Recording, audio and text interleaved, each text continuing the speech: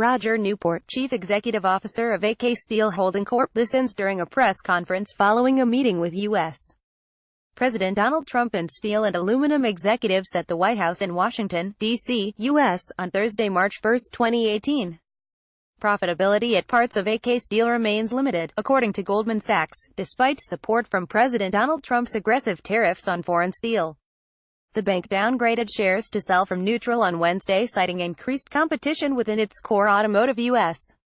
AK Steel shares are now trading below their level from early November 2016, having given back the gains made with the election of President Trump in November 2016, the initial run-up of the current cycle in domestic steel prices starting in November 2017, and the Department of Commerce announcement in February 2018. Now, with our updated estimates reflecting lower forecasts for realized pricing and profitability, the risk-reward for AK Steel looks unfavorable, he added.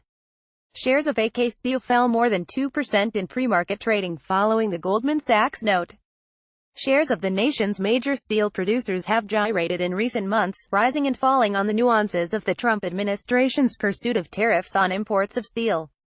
The White House's decision to push back the tariff deadline in early May, for example, sent shares of rivals U.S. Steel and Nucor down 6% and 2% respectively. Hoping to address creeping doubts over the future of the taxes, Treasury Secretary Steven Mnuchin said last week that U.S.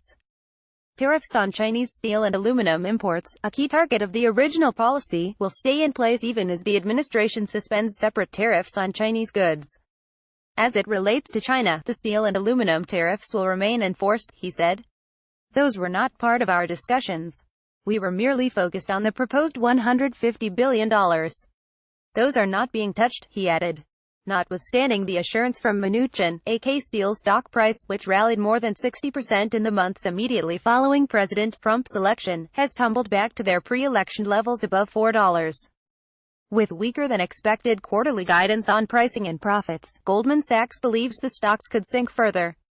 Analyst Korn cut his 12-month price forecast for the company to $4 from $6, implying 9.5% downside from Tuesday's close.